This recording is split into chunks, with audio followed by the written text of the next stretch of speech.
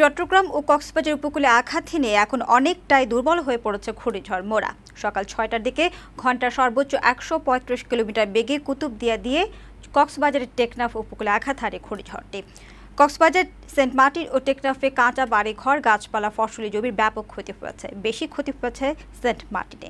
বিভিন্ন স্থানে ৩ জনের মৃত্যুর খবর পাওয়া গেছে। ঘূর্ণিঝড়টি স্থল নিম্নচাপে পরিণত হয়ে আরও দুর্বল হয়ে পড়বে বলে জানিয়েছে আবহাওয়া অফিস। তবে বিপদ সংকেত এখনও বহাল রাখা হয়েছে। আরও জানাচ্ছেন গোলাম মোর্শেদ।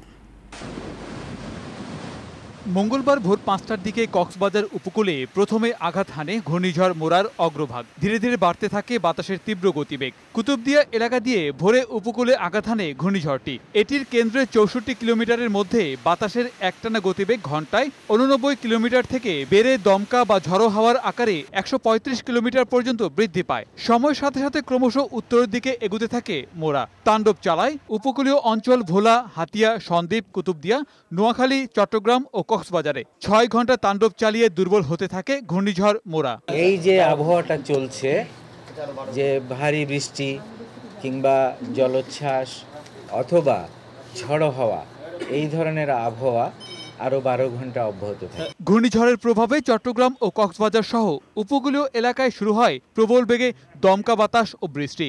সাগরও উত্তাল হয়ে ওঠে। সাগরের পানির উচ্চতা স্বাভাবিকের চেয়ে বেড়ে যায় কয়েক ফুট। ঝড়ে প্রবালদ্বীপ, সেন্ট মার্টিনে প্রায় ৭০ ভাগ বাড়িঘর ভেঙে পড়েছে। কক্সবাজারে বিধ্বস্ত হয়েছে শতাধিক ঘরবাড়ি, উপড়ে গেছে গাছপালা, ক্ষতিগ্রস্ত হয়েছে পানির বরজ ও ফসলি জমি। বিদ্যুৎ বিচ্ছিন্ন হয়ে পড়ে পুরো এলাকা।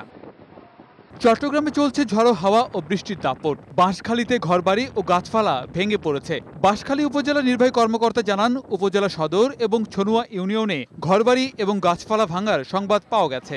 এছাড়া বাহারছড়া ইউনিয়ন, গন্ডামারা ও আলোকদিয়া এলাকায় ঝড়ো বাতাসে ঘরবাড়ি ও গাছপালার ক্ষতি হয়েছে। তছনছ হয়েছে পতেঙ্গা এলাকা।